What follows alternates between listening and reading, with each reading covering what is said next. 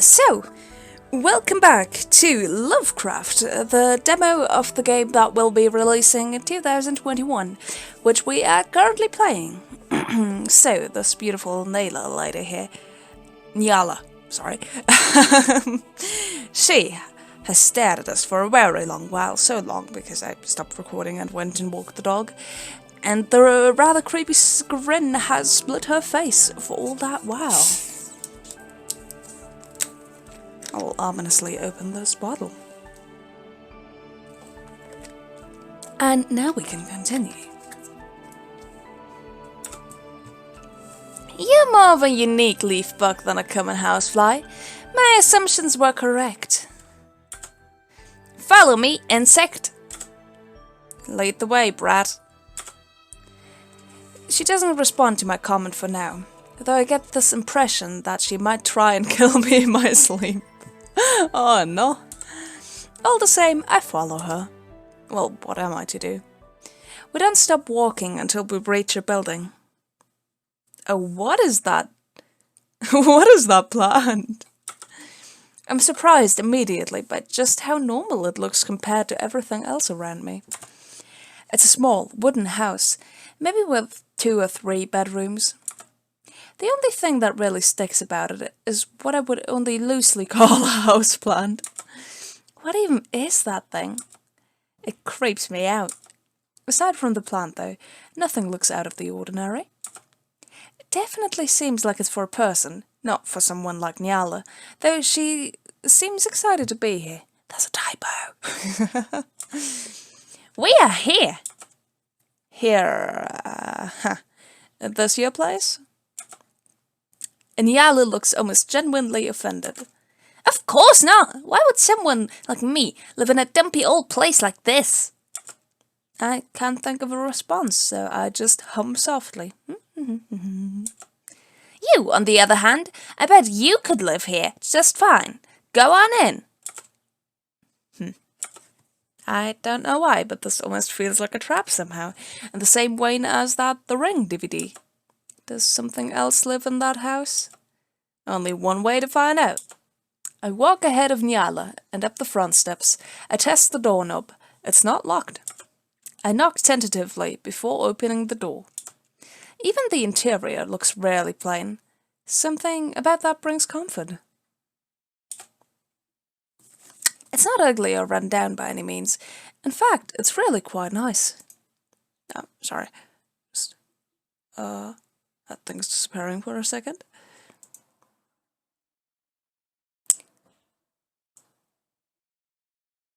Okay, I hope things aren't actually disappearing. Still, it's a sharp contrast to look out the window to see vibrantly coloured clouds underneath the building instead of a proper floor. Okay, please come back in. There you go. The building looks well maintained. Almost seems like someone keeps this place tidy. A few seconds later, I feel a foot planted firmly against my butt, and I'm pushed further into the building. You're so slow! You can go inside and look around. No other person lives here. Nyala walks in behind me, and I hear the door click shut. I glare back at Nyala, displeased. I love the music. That was unnecessary. You're unnecessary. You were a mistake. I should have just left the book untouched. Nyala's pouting is practically audible. You're so mean, you dumb bug! That sentence is so contradictory that I don't humour it with a response. I change the topic instead. Does anyone else live in this house? The house has no permanent residence, but it does have a hideous maid that maintains it. Huh. The way she says hideous makes it sound like they don't get along and she's just taking a shot at the maid. I have no proof of that, though. Never mind anything else. Why did you bring me here? You mentioned your mother? And that you wanted to kill her? Nyala perks up and grins wickedly at the words. She grabs my hand and drags me to the sofa. Yeah, she's the creator of this universe. I want you to help me kill her.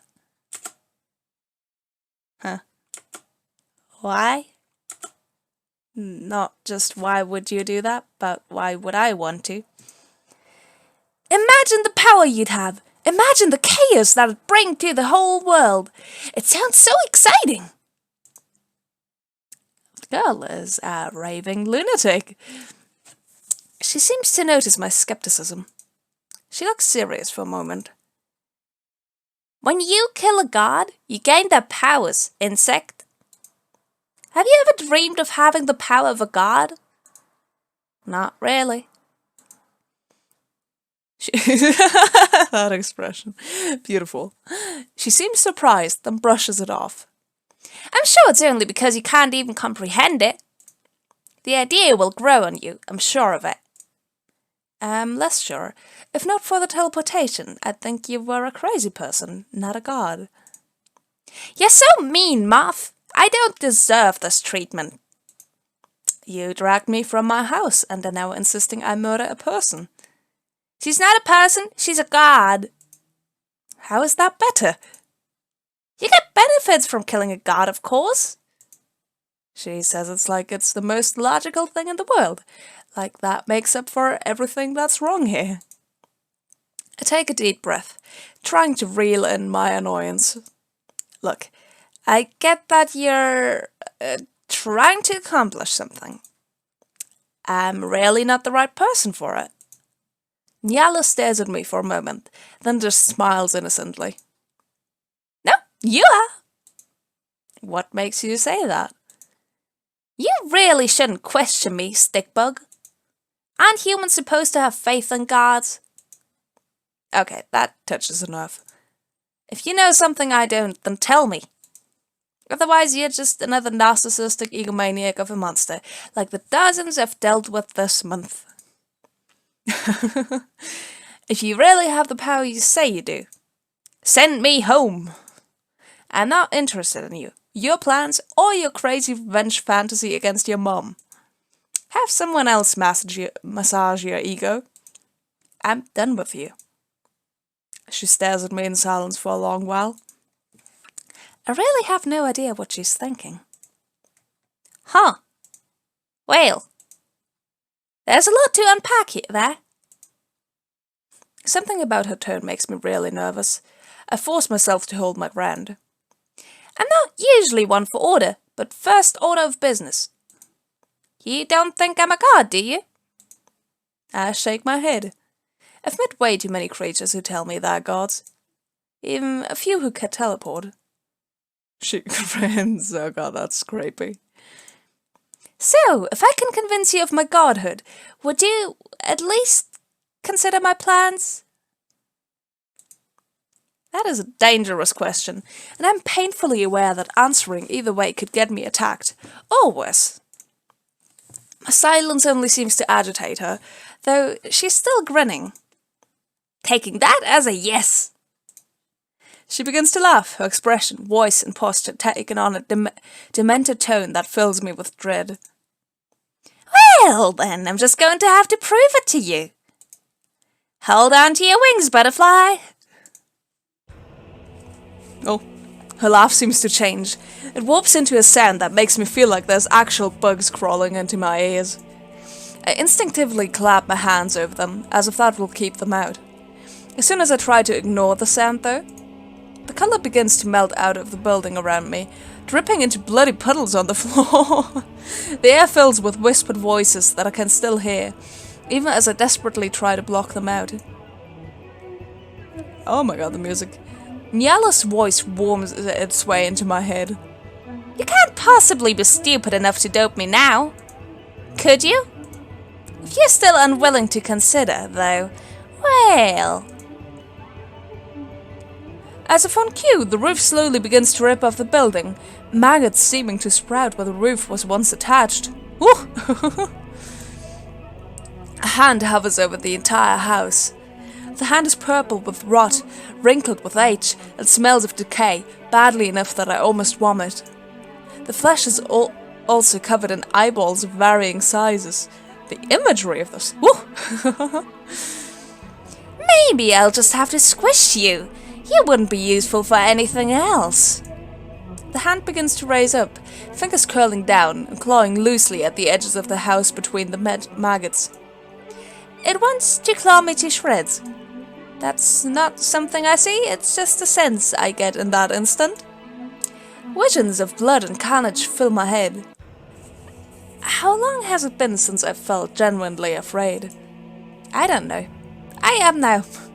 And I hate it. I've been alive for longer than your Earth has even existed, Tick. My voice trembles as I speak. I get it. I believe you. Good, you aren't as stupid as you initially presented yourself to be. There's a sarcastic remark dancing at the tip of my tongue, but I don't dare speak it.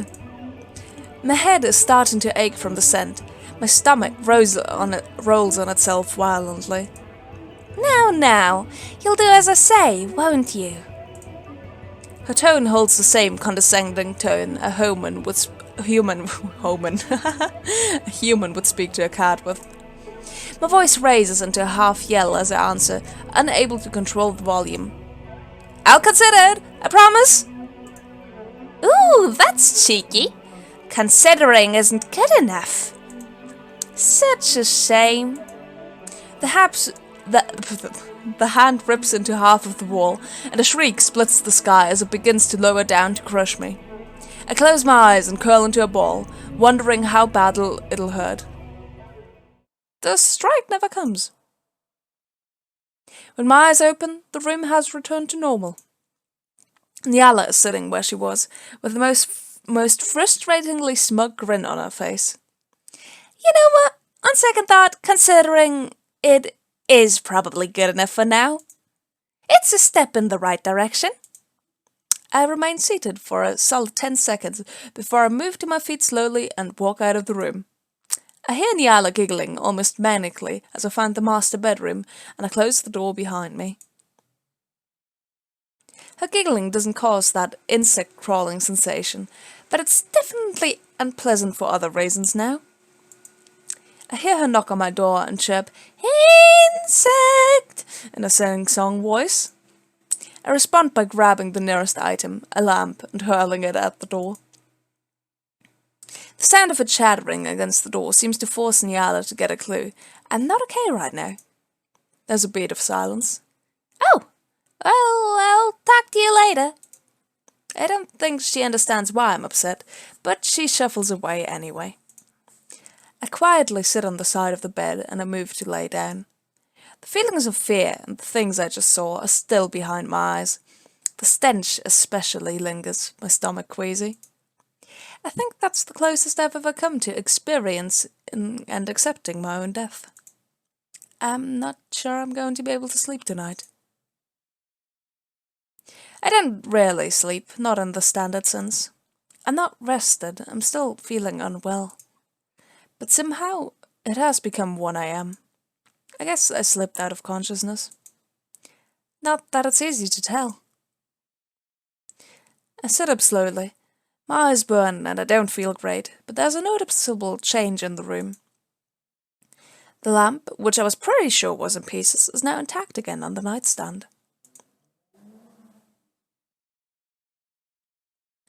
The door is closed. No one seems to have entered.